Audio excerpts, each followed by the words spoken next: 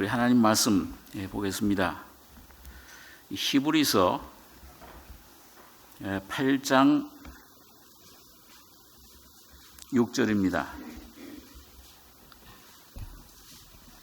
신약 성경 360페이지입니다.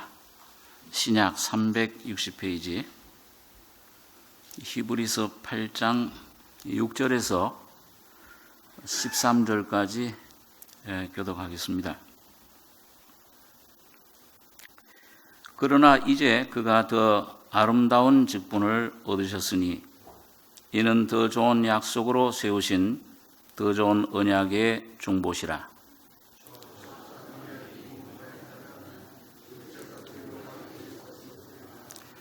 저희를 허물하여 일렀으되 주께서 가라사대 볼지어다 날이 이르리니 내가 이스라엘 집과 유다 집으로 새 언약을 세우리라.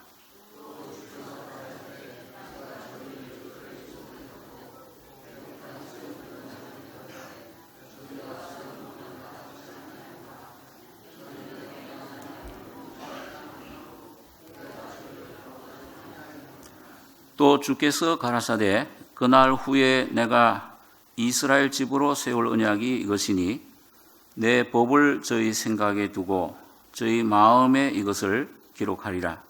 나는 저희에게 하나님이 되고 저희는 내게 백성이 되리라.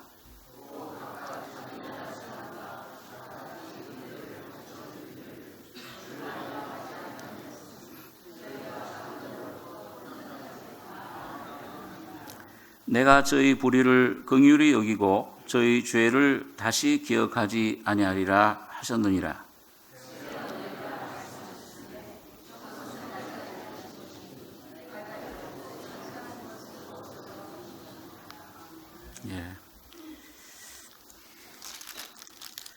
지난 주일에 하나님께서 아브라함에게 은혜로 주신 언약이 어떤 것인가 그 내용을 조금 생각을 했습니다. 은혜로 자손인 아브라함의 자손으로 오실 예수 그리스도를 통해서 세우신 언약인데 이 아브라함의 언약이 신약에 와서 이 내용이 새 언약으로 거기에 계시가 됩니다. 그래서 율법이 있기 전에 430년 전에 아브라함과 세웠던 그 언약은 그 율법이 아니고 은혜로 주신 것입니다. 그리고 또 다윗에게도 역시 동일한 그 언약을 은혜로 세워주셨는데, 그래서 이 아브라함의 언약과 다윗에게 주신 언약과 그 다음에 예수님을 통해서 오신 언약, 그 은혜 내용이 같은 내용입니다. 그래서 오늘 여기 보면 히브리서 기자가 이 예수님 장차 메시아로 멜기세덱 반차의 그런 대제사장으로 오실 그 예수님을 가리켜서 그러나 이제 그가 더 아름다운 직분을 얻으셨으니 이는 더 좋은 약속으로 세우신 더 좋은 언약의 중보시라. 더 좋은 약속으로 세우신 더 좋은 언약의 중보시다. 여러분, 이 땅 위에 하나님과 사람 사이에 사람의 문제를 해결해 줄 죄뿐만 아니라 모든 그 인생의 문제를 해결해 주실 유일한 중보는 예수님 뿐이십니다. 그래서 디모데전서 2장 6절에 보면 하나님과 사람 사이의 중보도 한 분이시니 곧 예수 그리스도시라. 그렇게 이제 말씀하고 있습니다. 그래서 이 예수님만이 참 중보자신데 그분은 어떤 중보자시냐? 이 히브리서 기자는 그가 더 아름다운 직분을 얻으셨으니 이거는 더 아름다운 직분이다. 이건 모세를 이스라엘 백성들 구약 시대에 모세보다 더 큰 선지자가 일어남이 없다. 신명기 마지막 장에 그렇게 기록을 하고 있습니다. 가장 이스라엘 유대인들이 존경하고 그리고 율법을 전해서 주신 중보자니까 굉장히 아주 위대한 중보자입니다. 생명의 말씀을, 율법을 그것도 돌판에 새겨서 전해준 분이니까. 그런데 그 직분보다 더 아름다운 직분을 얻으셨다. 모세가 전해준 율법은 돌판에 새겨진 율법입니다. 그걸 지키면은 생명을 얻는다. 그렇게 되어 있죠. 그런데 그거는 우리에게 참 생명은 주지를 못해요. 하나님이 이런 분이로구나. 이렇게 거룩한 분이로구나.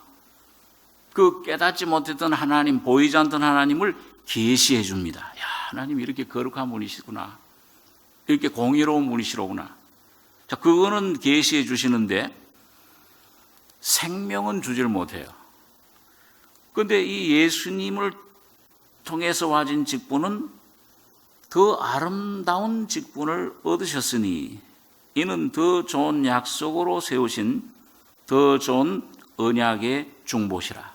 여러분, 이 예수님을 통해서 와진 그 약속, 그리고 그분을 피 흘리심으로 언약의 피를 통해 와진 그 언약은, 중보의 내용은 여러분과 저에게 은혜로 믿음으로 말미암아 무한한 영생과 축복과 생명을 얻을 수 있게 해주신 겁니다. 우리 한번 고린도후서 3장에 있는 말씀을 한번 보겠습니다. 예, 고린도후서 3장 신약성경 288페이지입니다. 예, 고린도서 3장 1절로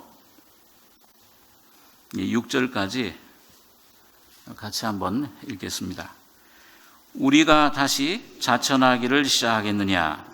우리가 어찌 어떤 사람처럼 증거서를 너희에게 붙이거나 혹 너희에게 맞거나 할 필요가 있느냐? 너희가 우리의 편지라 우리 마음에 썼고 무사람이 알고 읽는 바라. 너희는 우리로 말미암아 나타난 그리스도의 편지니 이는 먹으로 쓴 것이 아니요 오직 살아계신 하나님의 영으로 한 것이며 또 돌비에 쓴 것이 아니요 오직 육의 신비에 한 것이라. 우리가 그리스도로 말미암아 하나님을 향하여 이 같은 확신이 있으니 우리가 무슨 일이든지 우리에게서 난 것 같이 생각하여 스스로 만족할 것이 아니니 우리의 만족은 오직 하나님께로서 났느니라. 저가 또 우리로 새 언약의 일꾼 되기에 만족해 하셨으니 의문으로 하지 아니하고 오직 영으로 함이니 의문은 죽이는 것이요 영은 살리는 것임이니라. 여러분, 여기 보시면요, 이 바울 사도가 그 모세를 통해서 와진 직분, 옛 언약과 그 다음에 예수님을 통해서 와진 새 언약의 직분, 이걸 둘을 비교를 합니다. 그러니까 구약 시대에 그 모세를 통해 주신 그 옛 언약, 그 다음에 이 신약 예수님이 오셔서 피 흘려 죽으시고 부활하심으로 세워진 새로운 언약. 이걸 왜 자꾸 이 히브리서에서 또 이 고린도서에서 자꾸 이런 얘기를 얘기하고 있느냐? 여러분, 오늘 시대적으로 볼 때는 이스라엘 민족이 옛 언약 시대에 속한 사람이죠. 오늘 이 신약 시대에는 여러분과 저는 옛 언약, 율법과는 상관이 있습니까? 없습니까? 율법은 누구에게 주신 겁니까? 유대인에게 주신 겁니까? 이방인에게 주신 겁니까? 유대인에게 주신 거잖아요. 그런데 시대적으로 유대인들에게 주신 거고, 이 신약 시대에는 우린 율법과 상관없어요. 이방인 여러분과 저는요. 이 새 언약이신 예수님의 그 언약, 피와만 관련이 있습니다. 그런데 이 시대적으로 이게 옛 언약이 먼저 오고 새 언약이 온 것처럼 오늘 하나님의 은혜 가운데 있는 여러분과 저가 경험적으로 볼 때 옛 언약 안에 아직도 머물러 있는 사람이 많이 있습니다. 율법 아래 아직도 내가 노력해서 내가 이 종교적인 이런 생활을 해서 구원을 받고 천국을 가고 이 하나님의 은혜를 누릴 수 있는 줄로 생각하는 이런 상태에 있는 분들이 많이 있어요. 교회 안에도요. 자, 그러니까 이게 오늘 여러분과 제가 이 옛 언약과 새 언약의 차이를 조금 깊이 생각하실 때에 이제는 옛 언약과 나와는 상관이 없구나. 예수 그리스도를 통해 오신 새 언약 아래 내가 새 언약과만 내가 관계가 있구나. 이걸 확신하셔야 됩니다. 이걸 경험 가운데서 이걸 확신하실 때 하나님의 은혜를 확실하게 누릴 수가 있습니다. 그래서 여기 보니까 이 바울 사도가 여기 2절에 고린도서 3장 2절에 보시면 너희가 우리의 편지라 우리 마음에 썼고 무사람이 알고 있는 바라. 너희는 우리로 말미암아 나타난 그리스도의 편지니 이는 먹으로 쓴 것이 아니요 오직 살아계신 하나님의 영으로 한 것이며 먹으로 이 펜으로 쓰지 않았다. 글로 쓴 것이 아니다. 살아계신 하나님의 영으로 했고 돌비에 쓴 것이 아니요 오직 육의 신비에 한 것이라. 이 돌비에 쓴 것 이거는 정죄를 가져다 줍니다. 이거는 그건 옳은 거는 아는데 하나님 말씀이 그걸 지킬 수 있는 힘은 주지를 못하죠. 육의 신비에 한 것이라. 우리가 그리스도로 말미암아 하나님을 향해서 이 같은 확신이 있으니 의문으로 여기 6절에 보면 의문으로 하지 아니하고 오직 영으로 함이니 의문은 죽이는 것이요. 자, 그러니까 여러분 이 율법은 그림자입니다. 제가 지난 토요일 날 어느 구역에 그 젊은 형제분들이 모셔가지고 성경 공부를 하는데 몇 년째 그렇게 매주 토요일 날 모이고 있대요. 이야, 대단하다. 어떻게 성경 공부를 그렇게 오래 모일 수 있겠는가. 그렇게 하는데 그 한번 저를 한번 같이 그 새벽 7시에 모이는데 한번 오라고 그래요. 그래서 야, 이 새벽 기도 여기 와서 또 새벽 기도 하는구나. 그래가지고서는 한번 가겠다고 한번. 야, 참 좋은 그런 시간이다.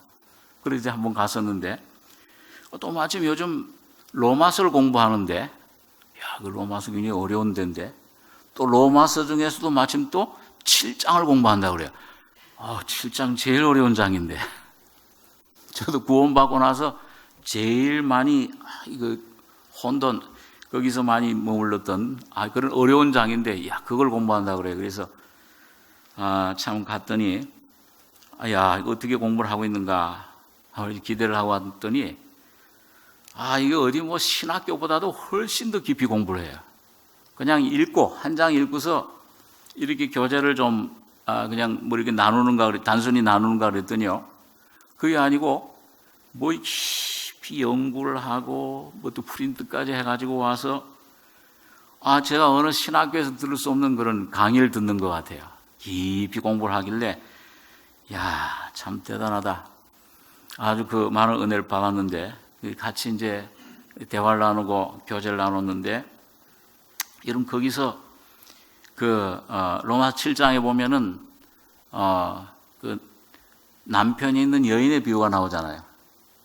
그 남편에게 한 여인이 있는데 그 여인이 남편 살아있을 동안에는 다른 남자에 가면은 음부가 되는데 남편이 죽으면은 다른 남자를 결혼할지라도 음부가 되지 않는다.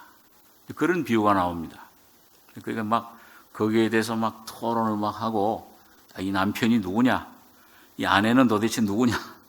막 아주 토론을 하고 서로 대화를 나눕니다.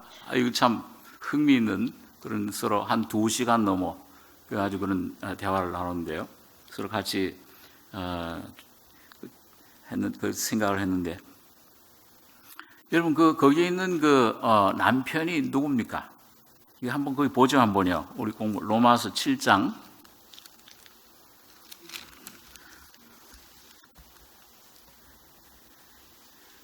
네, 오늘 옛 언약, 새 언약과 관련해 있는 내용인데요. 로마 7장 1절에서 4절까지 같이 한번 읽겠습니다. 형제들아, 내가 법하는 자들에게 말하노니 너희는 율법이 사람의 살 동안만 그를 주관하는 줄 알지 못하느냐. 남편이 있는 여인이 그 남편 생전에는 법으로 그에게 매인바 되나 만일 그 남편이 죽으면 남편의 법에서 벗어났느니라. 그러므로 만일 그 남편 생전에 다른 남자에게 가면 음부라 이르되 남편이 죽으면 그 법에서 자유케 되나니 다른 남자에게 갈지라도 음부가 되지 아니하느니라. 그러므로 내 형제들아, 너희도 그리스도의 몸으로 말미암아 율법에 대하여 죽임을 당하였으니 이는 다르니 곧 죽은 자 가운데서 살아나신 이에게 가서 우리로 하나님을 위하여 열매를 맺히게 하려 함이니라.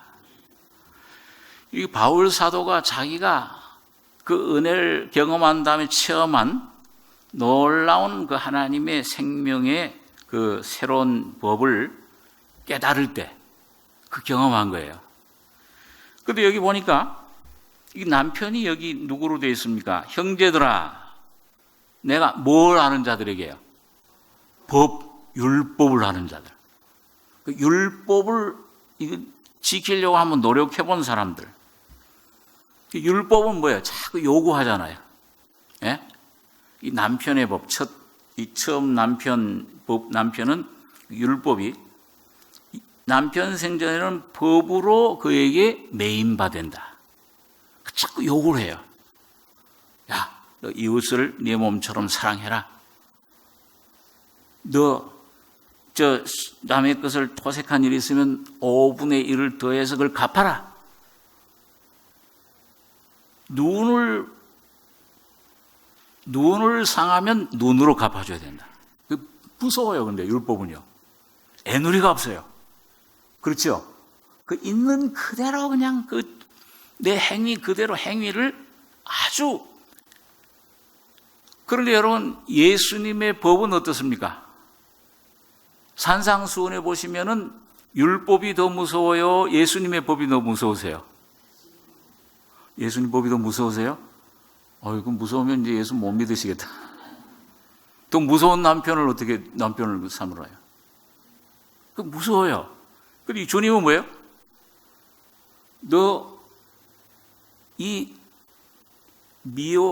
살인하면은 그 살인한 사람을 이 법으로 처형을 시키라고 했지만은 나는 너에게 뭐예요? 라가라, 이 히브리어의 욕설인데요. 욕설만 하고, 그 다음에 뭐예요? 마음으로 그 형제를 멸시하고 미워하면은 뭐예요? 살인죄다. 더 무서워요. 야, 간음을 하면은 그 돌로 치라 명하였거니와. 옛사람에게는 모세를 통해서 주신 율법은, 이 예수님의 법은 뭐예요? 가다가 여자 이쁘구나 한번 하는 건 괜찮아. 근데 가다가 이쁘구나 하고선 그다음에 뒤를 돌아보고 다시 그걸 돌아보면 그 원문의 뜻이 그래요. 돌아보면 뭐예요? 마음으로 이미 간음하였느니라. 그러니까 너 눈이 죄를 범하면 눈을 뽑아버려라. 팔이 죄를 범하면 팔을 찍어내버려라. 어느 법이 더 무섭습니까? 율법이 더 철저해요? 예수님의 법이 더 철저해요? 예수님의 법이죠. 여러분, 이게 무슨 제가 국민학교, 초등학교 가르치듯이 그렇게 가르치는 것 같지만은 중요한, 아주 굉장히 중요한 그런 진리가 있습니다. 율법은 외면적인 것 행위만 다루지만은 예수님의 법이 성령이 여러분과 저희 속에 오시면 뭐예요? 내면적인 마음과 동기까지도 주님께서는 그것을 다루시는 겁니다. 그게 더 철저해요. 아주 더 무섭습니다. 그런데 여러분 이게 하나 차이가 뭐냐? 오늘 여기 그 율법, 남편이 있는 여인이 그 남편 생전에는 법으로 그에게 매인바 되나 남편이 죽으면 남편의 법에서 벗어났느니라.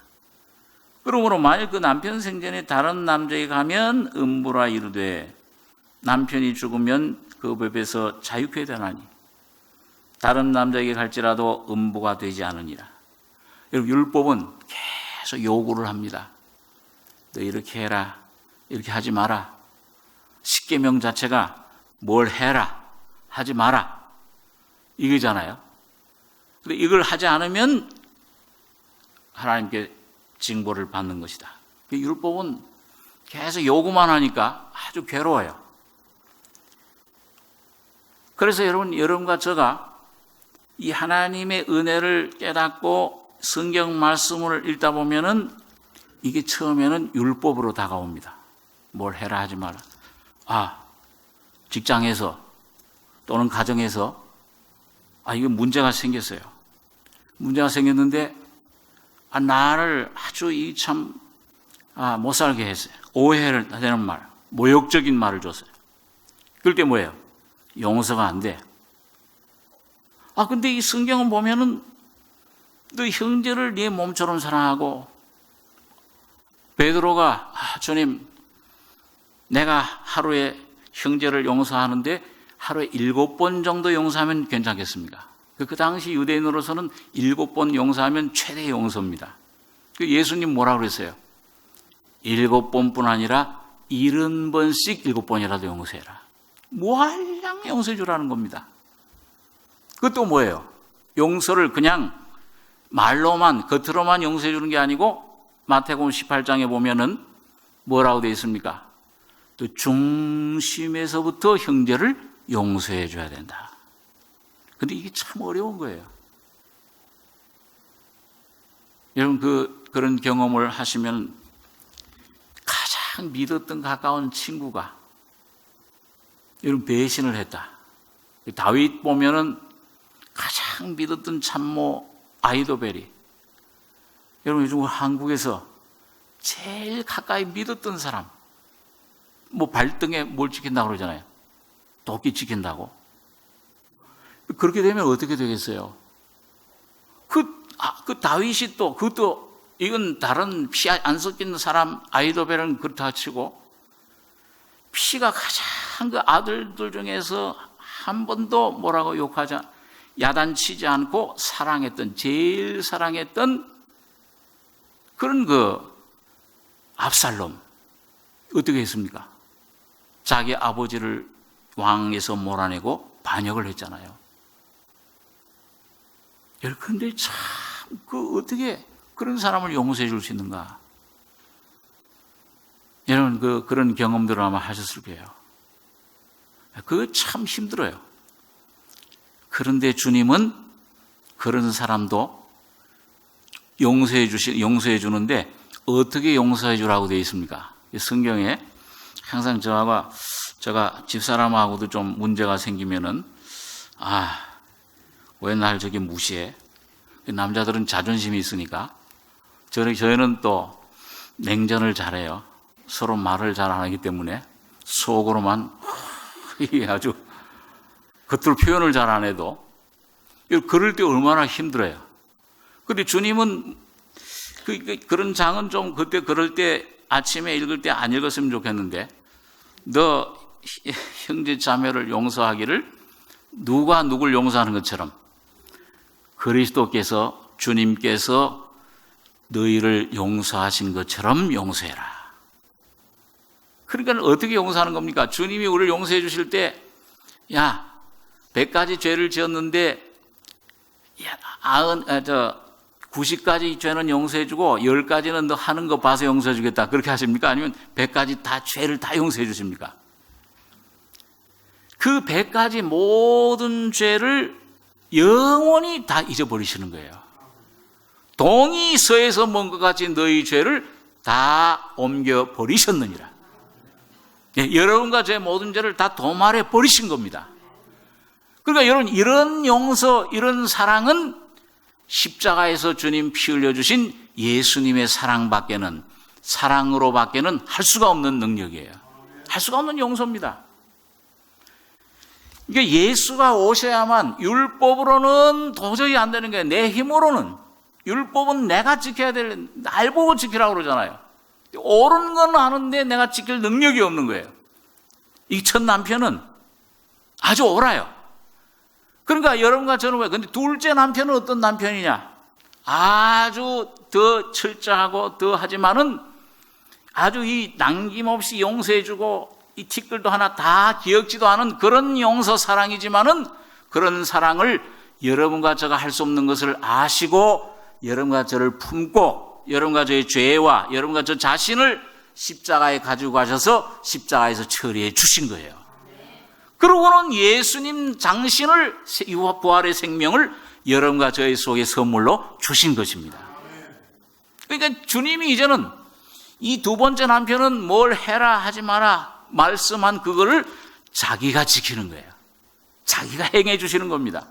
죄도 자기가 대신 형벌을 받고 용서해 주시고 그 모든 말씀을 순종하고 그 행하는 것도 주님이 대신 오셔서 행해 주시는 거예요. 그 어떤 남편을 요구하십니까? 원하십니까? 첫째 남편이에요? 둘째 남편이에요? 둘째 남편이에요. 첫째 남편이 여러분과 저를 안 놔줘요. 예? 여러분과 저 예수님을 이제 복음을 들으면은 뭐예요? 이 첫째 남편이 여러분과 저를 꽉 잡고 있습니다. 계속 막 이 첫째 남편이 요구를 해요. 그런 경험을 합니다. 이 갈라디아서를 아마 공부를 하셨잖아요. 갈라디아 성도를 뭘 해라 하지 마라. 자꾸 그런데, 자, 그렇게 하는데 이 남편이 죽어야 둘째 남편에게 가요. 근데 여러분, 여기 보니까 첫째 남편이 죽습니까? 여기 보냐면 첫째 남편에 매였던 내가 죽어요. 누가 죽습니까?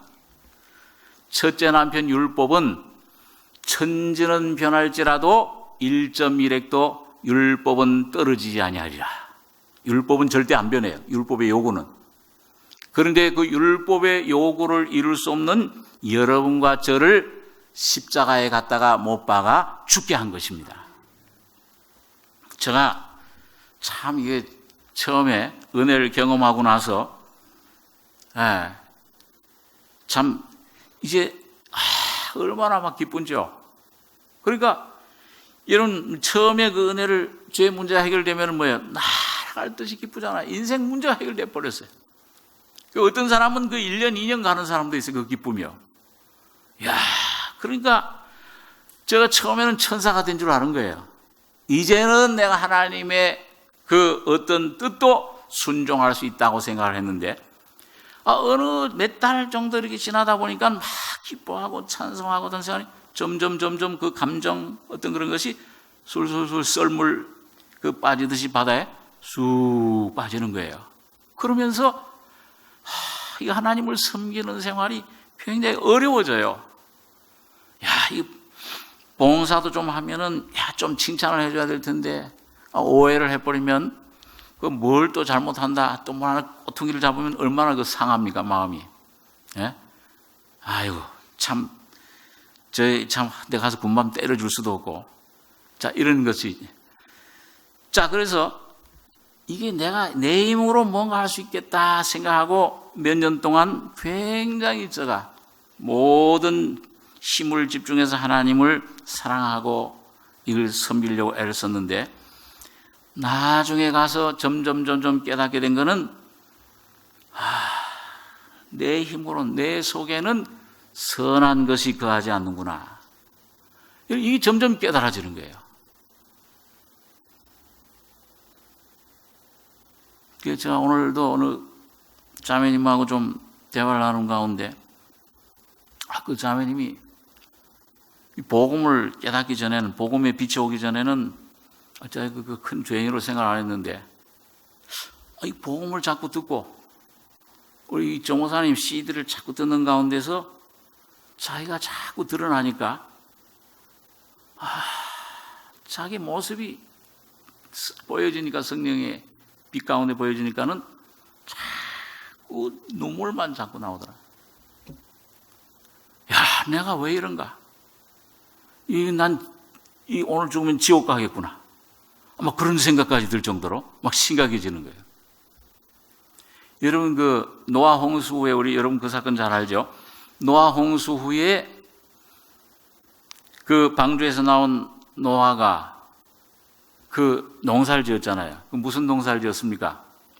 예? 포도를 그 농사를 지었는데, 근데 그 포도 농사가 잘 되니까는, 그 포도를 그냥 포도주를 마음껏 마시고 나서 너무 마시다 보니까 이 노아 할아버지가 그만 뭐예요? 취해가지고서, 그러면 어떻게 했어요?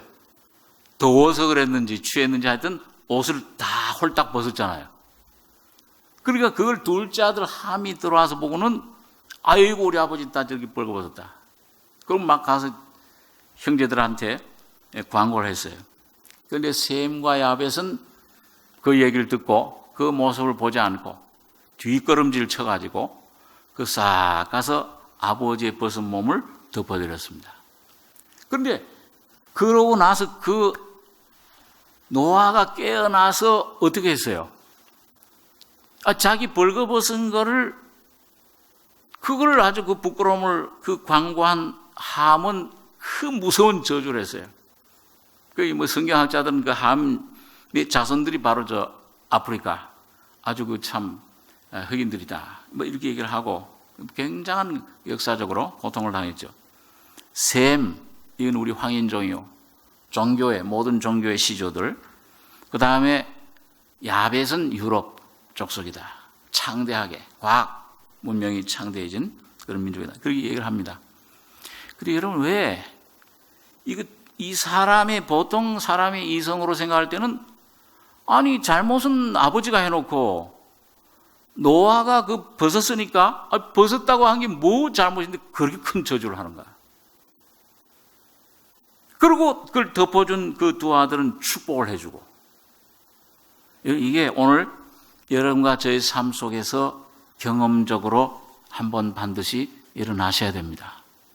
한번 여러분과 저 한번 언제 율법 남편에 의해 가지고서 하나님 말씀을 듣는 가운데 어느 날 내가 나는 이 죽어야 될, 저주받을 수밖에 없는 이런 체질, 이런 부패된 거짓된 존재로구나. 이걸 한번 반드시 여러분과 제가 발견이 되셔야 됩니다.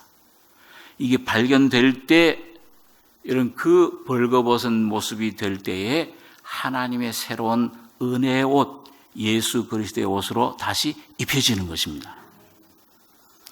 이게 벗지 않으면은 입을 수가 없어요. 오늘 하나님께서는 여러분과 저를 반드시 새로운 옷으로 입혀주시기 전에 옛날 옷은 벗기시는 것입니다. 오늘 그래서 여러분 여기에 이 본문에 보시면은 이 첫 언약과 새 언약, 이걸 여기 이제 설명을 해줍니다. 예, 잠깐 말씀을 한번 보겠습니다. 여기 보면 히브리서 8장 7절에 저 첫 언약이 무험하였다면 둘째 것을 요구할 일이 없었으려니와 저희를 허물하여 일렀으되 주께서 가라사대 볼지어다 날이 이르리니 내가 이스라엘 집과 유다 집으로 새 언약을 세우리라. 또 주께서 가라사대 내가 저 열조들의 손을 잡고 애굽 땅에서 인도하여 내던 날에 저희와 세운 언약과 같지 아니하도다.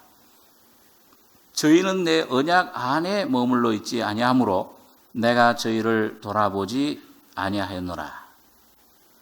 10절에 보겠습니다. 또 주께서 가라사대 그날 후에 내가 이스라엘 집으로 세울 언약이 이것이니, 그 날은 언제입니까? 어느 날이죠?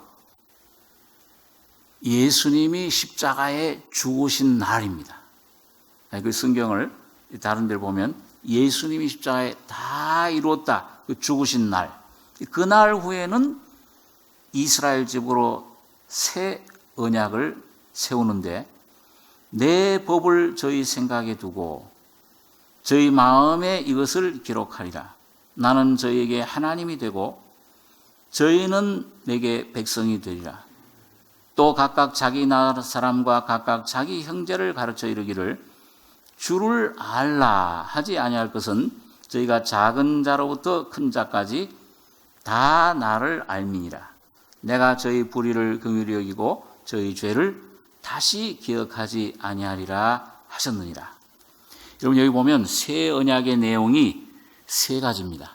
오늘 이 본문 본론인데요.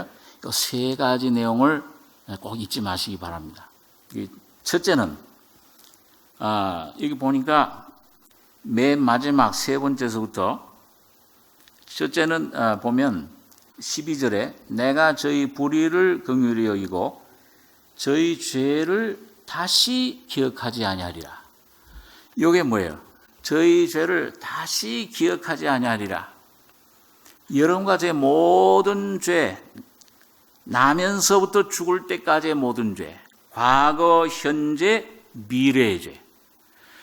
여러분 하나님께서는 내 과거 죄뿐만 아니라 미래 앞으로 지을 죄까지도 아십니까? 모르십니까? 언제 다 아셨어요? 여러분과 제가 태어나기도 전에 다 아셨어요. 또 더 소급해서 올라가면 뭐예요? 창세 전에 아담과 하와가 죄 지을 걸 하나님 아셨습니까? 모르셨습니까? 이런 질문을 하면 조금 아셨으면 어떻게 왜 창조하셨어? 하나님은 모든 걸 아시는 분이시잖아요. 여러분 하나님은 처음이시오 나중이십니다. 시작과 끝이십니다. 오늘 시대적으로도 예수님이 장차 재림하실 거, 이게 무슨 일이 일어나고 한국에서 무슨 일이 일어나고 세계적으로 무슨 일이 일어나고 전쟁이 일어나고 이 공산주의자가 어떻게 되고 북한이 어떻게 되고 이런 예수님이 재림하실 때 어떤 일이 일어나고 적그리스도가 어떤 사람이 일어나고 이런 이 종말까지 하나님은 미리 태초에 다 아시고 계신 거예요. 태초에 천대를 명정하셨다. 그렇게 말씀하고 계시잖아요. 그러면은 여러분, 하나님께서 모든 죄 지을 것도 아시고, 그 다음에 어린 양도, 베드로전서 1장에 보니까 창세 전부터 준비된 어린 양이라. 그렇게 말씀을 하고 있습니다. 그러니까 여러분과 저희 죄의 사함은, 우리 그 세례 요한이 그런 말을 했잖아요. 한번 잘 아는 말씀인지 한번 따라서 보시기 바랍니다. 세상 죄를 지고 가는 하나님의 어린 양을 보라. 보셨습니까? 지금 보고 계십니까? 예수 믿는 거는 내 믿음의 눈이 이 하나님 말씀을 듣고 어느 날 믿음은 들음에서 나며 이 말씀 듣는 가운데 성령으로 내 믿음의 눈이 열려서 보는 것입니다. 이스라엘 백성들이 불뱀에 물려 죽어갈 때에 뭘 보면 살아났어요? 높이 장대에 들린 놋뱀만 바라보면 사는 거예요. 그러니까 요한복음 3장 15절에 인자도 이 모세가 뱀을 든 것처럼 인자도 들려야 하리니. 모세가 구약시대 민수기 21장에 놋으로 뱀을 만들어서, 놋은 항상 심판을 의미해요. 놋재단, 하나님의 공의 심판을 말합니다. 그러니까 그 심판 놋뱀을 만들어서 높이 달았을 때 이미 하나님의 심판은 예수 그리스도 안에서 그걸 모형으로 보여주신 거예요. 상징으로, 모형으로. 예수 그리스도 안에 온 인류의 죄악은 이미 다 용서된 것입니다. 지금은 이제는 뭘 도적질하고 살인하고 거짓말하고 어떤 죄로 지옥 가는 사람 한 사람도 없어요. 모든 죄를 도말해 주신, 용서해 주신 예수님의 피를 안 믿는 죄로 지옥 갑니다. 지옥 가는 자는 그 한 죄예요. 어떤 죄를 지었든지 우편 강도라도 그 순간 믿으면 구원이에요. 그러니까 여러분, 이 세상 죄를 지고 가는 하나님의 어린 양을 보라. 여러분, 그 찬송가 중에 그런 찬송이 있죠. 못 박혀 죽으신 하나님 어린 양 믿습니다. 어린 양을 믿기만 하면. 유명한 영국의 설교의 황태자라고 하는 지난 세기에 아주 그 설교의 황태자라고 하는 찰스 폴존 같은 목사님. 이게 복음을 통해 인생의 성령의 빛 가운데 자기 죄의 이념을 깨닫고, 이 너무 허무해. 내가 어떻게 이 죄에서 어떻게 하면 내가 구원 얻을 수 있을까? 그 고민하고 그걸 사모하고 찾는데 어느 날 이게 막 극도로 수개월 동안 고민하다가 죄 때문에 괴로워하다가 상한 심령으로 이제 하나님 말씀을 좀 듣고 싶은 갈급함으로, 마침 어떤 시골이었는데 눈이 폭설이 내렸습니다. 어떤 그 감리교회 작은 시골 교회인데 거기 매주 오던 목사님이 눈 때문에 오질 못했어요. 그래가지고 거기에 이제 그 목사님 대신에 그 구두 수선을 하는, 아주 참 어떻게 보면 무식한 분이죠. 교회도 몇 명 안 되는데 그 무식한 구두 수선하던 분이 올라가지고서 이사야서를 펼친 거예요. 그래서 땅 끝자, 세상 땅 끝에 있는 모든 백성아, 나를 앙망해라. 그러면 구원을 얻으리라. 그 말씀 하나 붙들고서 떠듬 설교자도 아니니까 말씀을 그냥 떠듬 하겠죠. 아마 이거 저 같았으면은 이거 오는 날이 장날이라고, 목사님, 전도자도 안 오고 어떻게 저런 구두 수선지 무식한 사람이 올라와서 저렇게 하냐. 가야 되겠다 했을 거예요. 너무 갈급한 심령에, 이분이 그런데 참 성령을 받은 분이었어요. 거듭난 분이었어요. 그래가지고 그 말씀하는데 뒤에 앉은 그 청년이, 스폴전 그 청년 시절에 완전히 눈이 동글동글하는데 그냥 갈망하는, 벌써 성령으로 저 사람이 구원을 갈망하는구나.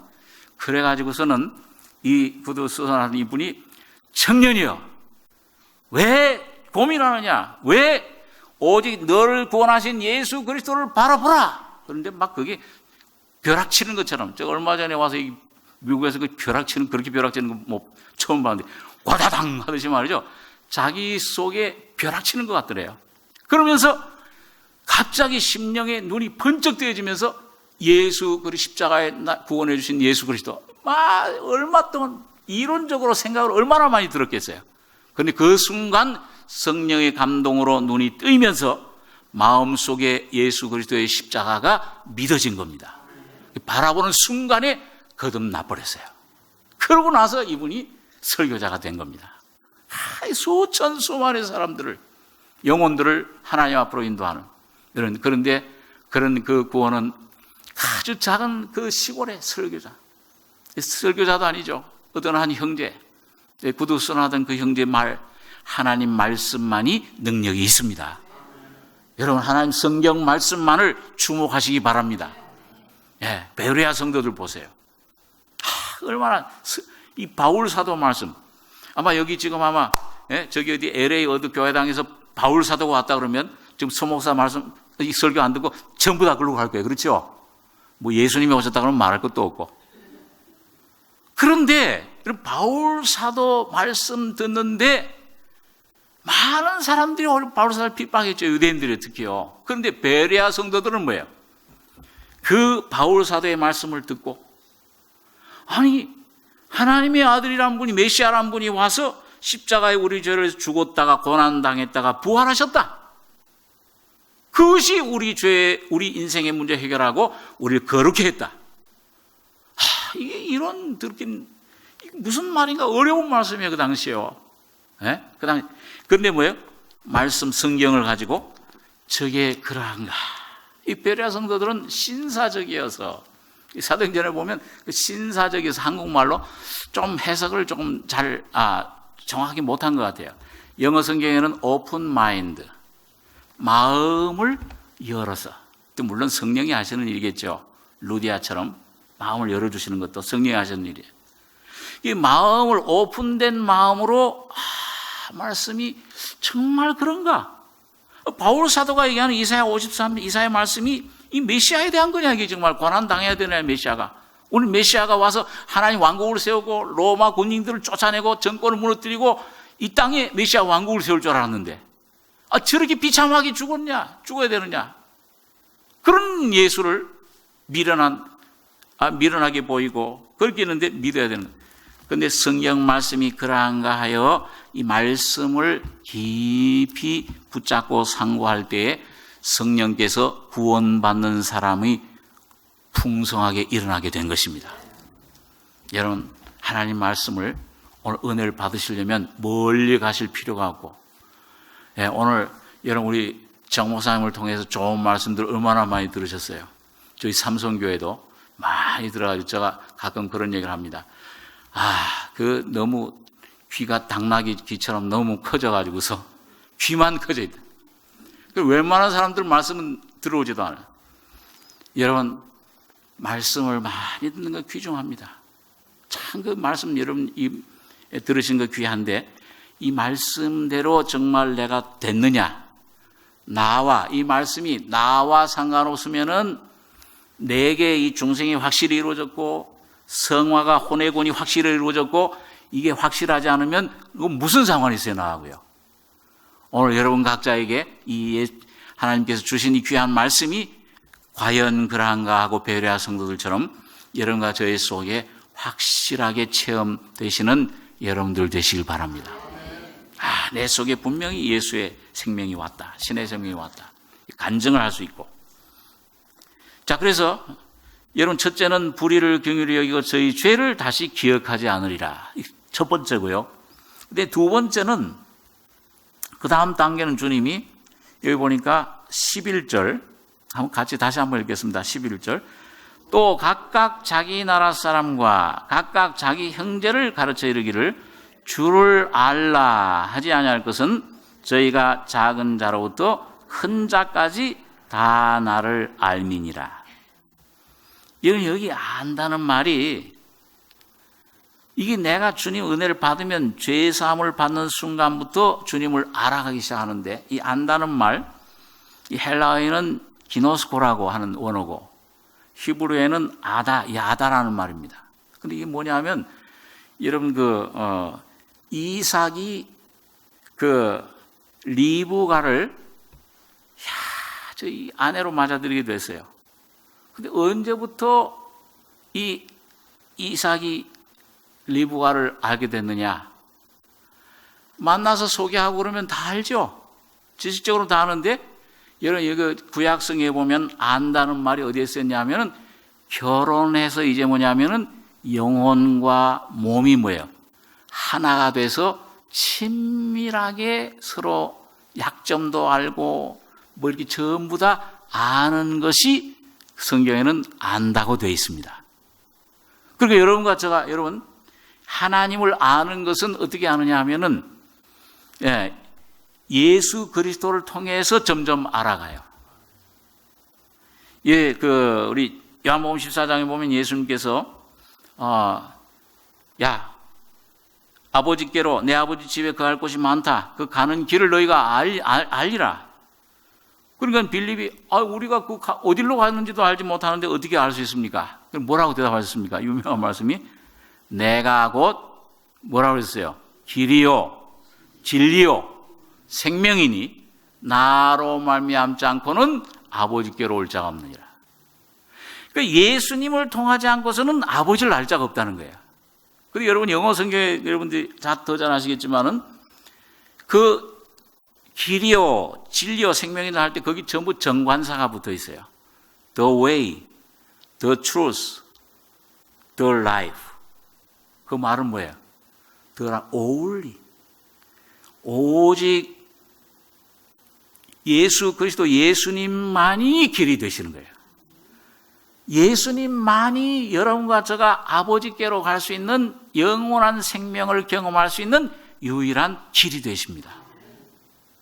예수님만이 생명의 영원한 천국 가는 길일 뿐만 아니라 날마다 여러분 어려움을 만났을 때 삶 속에서 그 모든 문제를 해결할 수 있는 유일한 길이 되어 주십니다.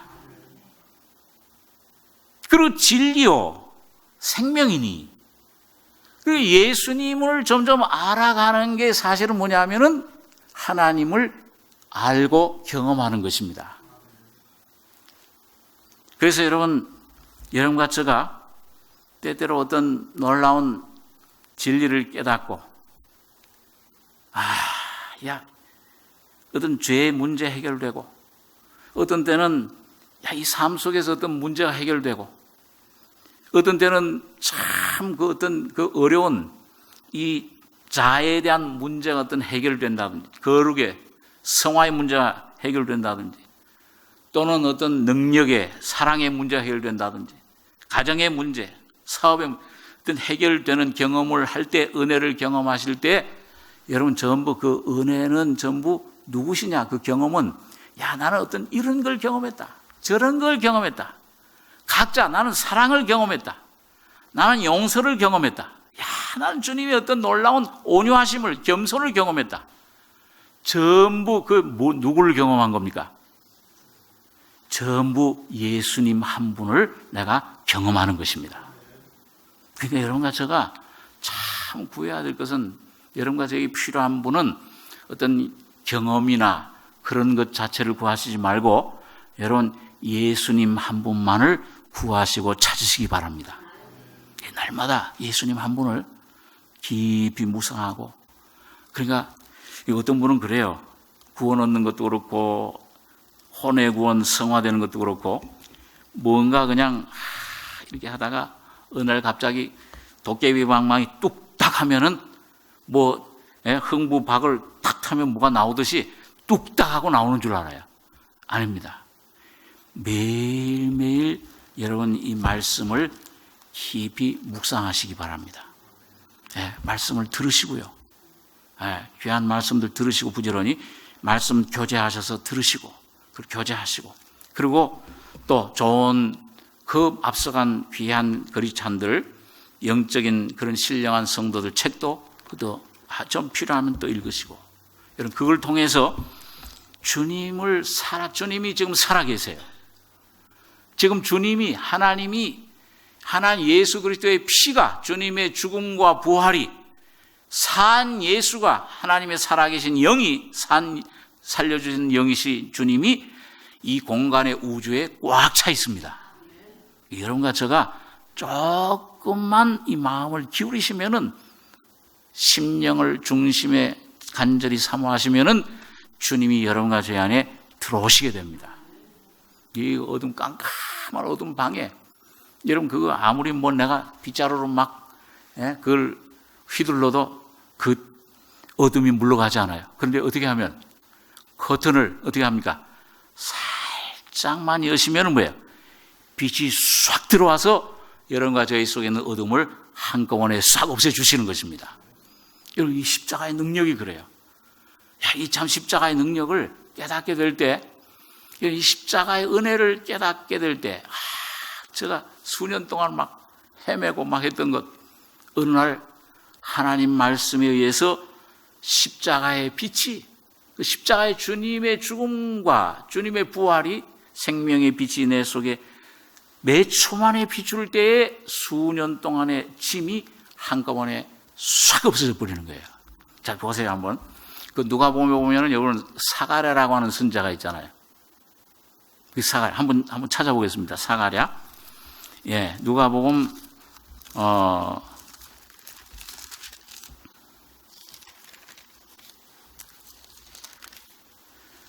2장 신약 90페이지입니다. 누가복음 2장 22절. 자, 읽겠습니다. 모세의 법대로 결례의 날이 참에 아기를 데리고 예루살렘에 올라가니, 이는 주의 율법에 쓴 바 첫 해에 처음 난 난자마다 주의 거룩한 자라 하리라 한 대로 아기를 주께 드리고, 또 주의 율법에 말씀하신 대로 비둘기 한 싹이나 혹 어린 방구 둘로 제사하려 함이더라. 예루살렘에 시므온이라 하는 사람이 있으니, 이 사람이 의롭고 경건하여 이스라엘의 위로를 기다리는 자라. 성령이 그 위에 계시더라. 26절부터 그 32절까지 한번 같이 한번 읽겠습니다. 저가 주의 그리스도를 보기 전에 죽지 아니하리라 하는 성령의 지시를 받았더니 성령의 감동으로 성전에 들어가매 마침 부모가 율법의 전례대로 행하고자 하여 그 아기 예수를 데리고 오는지라 시몬이 아기를 안고 하나님을 찬송하여 가로되 주제여 이제는 말씀하신 대로 종을 평안히 놓아주시는도다. 내 눈이 주의 구원을 보았사오니 이는 만민 앞에 예비하신 것이요 이방을 비추는 빛이요 주의 백성 이스라엘의 영광이니이다 하니. 여러분 보니까 이 시몬이라고 하는 이 선지자, 자, 이 선지자가 그 예수님 이제 결례의 날이 참에 그 아기 예수를 데리고서 그 율법 선대로 첫해 처음 난 남자에 대한 그 결례, 그 굉장히 가난하셨던 모양이에요. 뭐 이 염소나 뭐 이런 소를 가지고 오신 게 아니고 비둘기 한 쌍이나 어린 방구, 이건 그냥 산에서 잡을 수 있는 거죠. 돈 안 주고도. 그 둘로 제사하려 함이더라. 그런데 그 예루살렘에 시몬이라는 사람, 이 선자가 있는데 이 사람이 의롭고 경건하여 이스라엘 위로를 기다리는 자라. 메시아가 오길 기다리는 거예요. 야, 아마 수십 년 기다렸겠죠. 나이 많은 분이니까. 그리고 성령이 그 위에 계시더라. 저가 주의 그리스도를 보기 전엔 죽지 아니하리라 하는 성령의 지시를 받았더니 27절 성령의 감동으로 성전에 들어가며 마침 부모가 요셉과 마리아가 그 아기 예수를 안고 오는 거예요. 그러니까 여러분 결례하러 오는 사람들이 수백 명 될 거 아닙니까? 유대인들이요. 그런데 어떻게 이 시몬이 이 아기 예수님이 바로 메시아인 걸 알아봤을까요? 뭘로 알아봤습니까? 자기 어떤 재주로, 경험으로 판단으로 알아봤습니까? 아니면 성령으로 알아봤습니까? 이 속에 성령으로 저분이 바로 메시아로구나, 하나님이시로구나, 이걸 깨달은 거예요. 그러고 보니까 여기 아기 예수를 데리고 오는지라 시몬이 아기를 안고 하나님을 찬송하여 가로되 주제여 이제는 말씀하신 대로 종을 평안히 놓아주시는도다. 이 시몬이 성령이 충만해가지고 자기 가지고 있던 모든 소망, 소원 완전히 이게 이루어져서 가지고 있던 모든 짐들을 다 벗어나게 자유를 얻게 된 겁니다. 여러분 오늘 여러분과 제가 정말 이 말씀을 사모하시면 정말 이 복음을 들으시고 헛되이 믿지 아니하시고 여러분과 제가 말씀대로 주님을 붙잡고 중생에 아직 확신이 없는 분은 중생을 확실히 구하고 혼의 구원을 아직 확신이 없는 분은 혼의 구원을 이 성화를 확실히 구하시면은 반드시 어느 날 심령의 눈이 띄어질 때 믿어지는 믿음으로 말미암아 시몬처럼 자유를 얻게 되는 겁니다. 이게 참 놀라운 거예요. 제가 어떤 때는 그래요. 제가 그 전에 우리 정모사님 이 서울에 계실 때 이상하게 내가 뭐 어떤 문제, 이 신학교 다닐 때라든지 이게 굉장히 어떤 문제가 있을 때 그 아마 나 혼자 해결하려면 수년, 수십 년이 걸릴지도 모르는 문제인데 그 어떤 때는 또 좀 이게 젊은 시절에 청년 시절에 그 신비적인 운동 친구들하고 신학교 친구들하고 그 신비적인 운동하는데 가가지고서 막 그런 체험을 하면은 이야 이게 성령의 체험 아닌가 좀 그렇게 좀 무식하게 또 그런 오해했던 때도 있어요. 그거 따라 나가면 또 기도를 한참 할 때 한 몇 년 동안 기도를 하루에 몇 시간씩 했습니다. 그때 굉장히 그때 오히려 기도를 제일 많이 했던 것 같아요. 요즘보다. 요즘은 주님 안에서 기도를 하지만은 그때 그 기도를 몇 시간 하는데 몇 년 동안 기도를 하니까 어느 날부터는 이상한 현상이 나타나는데요. 저희 교회, 삼성교회 교인이 누구 아는 사람을 데려오면 생면부재야. 처음 보는 사람인데 그 사람 지금 생각을 무슨 생각을 하고 있는지, 과거에 어떤 삶을 살았는지, 앞으로 무슨 일을 당할지가 쫙 알아져 오는 거예요. 이건 내가 무당이 되는 거 아니야? 나 그런 거는 싫은데. 여기 있는 분들, 저 수목사가 뭘 또 10년 감찰하는가 보다, 또 그렇게 생각하지 마시고요. 그래가지고서, 몇 번 그런 체험을 하니까, 아마 그때 제가 정호사님 모르고, 이거 놀라운 경험을 했다, 그거 나갔더라면, 지금 아마 수십만 명 모인 또 교주가 됐을지도 몰라요. 그렇죠? 오는 사람마다 쫙 알아맞추고 말이죠. 얘기해주고, 그럼 이 돈 봉투도 막 수북히 쌓였겠죠. 몇 천만 원, 몇 억씩. 지금 복음을 알아가지고서는 이제 아주 인간적으로는 이렇게 예수만 한 분 귀하다. 그렇게 하는. 그래가지고 몇 번 그런 경험을 하니까 저는 별로 그게 이거 왜 이래? 내가 무슨 무당이 됐나? 근데 마침 그때 우리 정호사님 그때 서울에 계실 때인데 한번 대화를 같이 만나서 어디 제과점에서 만나서 얘기할 기회가 생겼어요. 우연히 만나가지고서. 그래가지고, 목사님 내가 요즘 이상합니다. 이상하게 전혀 모르는 사람인데 오면은, 싹 알아지고, 무슨 생활을 해왔는지, 그 좋은 것뿐만 아니라 나쁜 것도 아니까 그것도 별로 안 좋더라고요, 여러분. 그런 은사 구하지 마세요. 이게 이상합니다. 그랬더니, 그리고 목사님, 그것도 좀 그래요. 그게 좋다, 나쁘다 그런 말도 없고, 이렇게 해라 하지 말라 하라 그런 말도 없어요.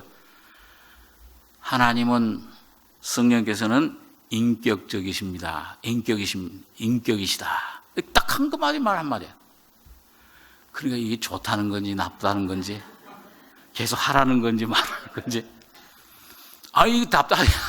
처음에는 도대체 뭘 좀 시원하게 좀 얘기를 해 주시지 말이지 뭘 좀 얘기를 하나님 인격적이시 그 무슨 말이야 도대체 그게.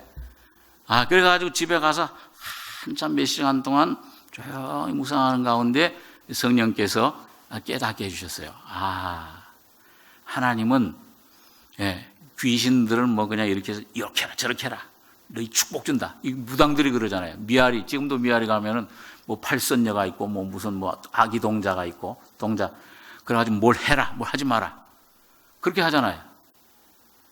하나님의 성령은 절대 우리 자유의지를 강제하지 않으십니다. 여러분들과 저에게 인격적으로 감화 감동을 주시는 거예요. 이렇다. 주님이 이렇게 널 사랑하신다. 죽기까지 사랑하셨다. 이런 주님을 너를 늘 받아들여라. 이런 주님을 붙잡아라. 믿어라. 그러면 너에게 영생이 온다.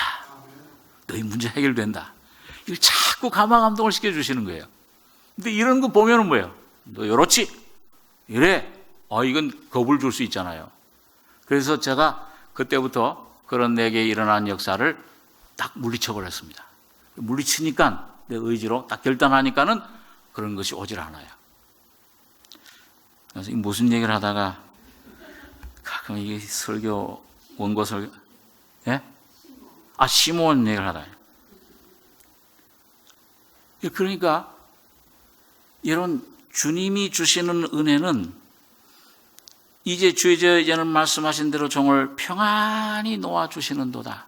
여러분과 제가 주님의 은혜 속에서 주님의 은혜를 깨닫게 되면은 완전한 자유를 주시는 것입니다. 그런데 이상하게요. 주님의 은혜가 경험되면은 성령이 여러분과 저희 속에 어떤 은혜를 주시면은 반드시 그 진리 말씀이 여러분과 저의 마음과 생각에 새겨집니다. 제가 10년, 20년, 30년, 40년 전에 깨달았던 말씀들 아직도 생생해요. 그때 주님이 주신 말씀, 십자가의 말씀 너무 확실해요. 어떤 그 자매님 말씀처럼 내 존재보다도 더 확실한 것이 하나님의 말씀입니다. 다 변할지라도 모든 육체는 풀 같고 그 모든 영광은 풀의 꽃과 같으니 풀은 마르고 꽃은 떨어지되 하나님의 말씀은 세세토록 있도다 했으니 너에게 전한 복음이 곧 이 말씀이니라. 여러분 이 말씀 되신 주님만이 예수 그리스도만이 여러분과 저의 삶, 생각, 마음 속에 새겨질 때 인격으로 내 속에 이루어질 때 여러분과 저희 속에 완전한 자유가 오시게 되는 것입니다. 여러분, 이 놀라운 삶이, 이 새 언약이 여러분 오늘 예수님 피로 완성돼서 오늘 여러분과 저에게 주어졌습니다. 오늘 이 새 언약의 내용이 오늘 모든 말씀을 통해서 죄사함과 하나님을 아는 것과 친밀하게 주님과 연합되는 것과 그 말씀이 여러분과 저희 속에 인격화되는, 새겨지는, 마음속에 신비에 새겨지는 귀한 축복이 여러분들 심령 속에, 여러분과 저희 속에 온전히 이루어지길 바랍니다. 기도하겠습니다. 그러하신 아버지 하나님, 늦은 저녁이지만 피곤한 몸이지만 주의 말씀을 잠시 생각했습니다. 아버지 하나님, 옛 언약이 무엄하였다면 새 언약을 요구할 일이 없었으려니와 아버지 하나님, 날이 이를지라 새 언약 예수의 피로 말미암아 우리의 영원한 새 주님 은혜, 진리를, 영원한 생명의 은혜를 우리에게 주신 것을 감사합니다. 죄사함과 너희 죄를 다시는 기억지 아니하리라. 영원한 속죄와 아버지 우리 속에 주님을 점점 알아가는 이 놀라운 성령의 지식과 주님의 놀라운 인격이 내 안에 형성되는 귀한 성화의 혼의 구원을 우리 속에 온전히 이루어 주셔서 날마다 예수를 알아가며 날마다 주님 안에서 새로운 삶을 경험하는, 주님을 누리는 복된 저희들 되게 축복해 주시옵소서. 주님 귀한 말씀, 이 귀한 복음을 우리 교회에 들려주신 것을 감사하며 주님 들은 바 모든 말씀들이 사랑하는 성도들 심령마다 실제화되고 인격화되는 귀한 역사가 있게 축복해 주시옵소서. 주님의 은혜를 감사드리며 우리 원하신 예수님의 이름으로 기도하옵나이다. 아멘.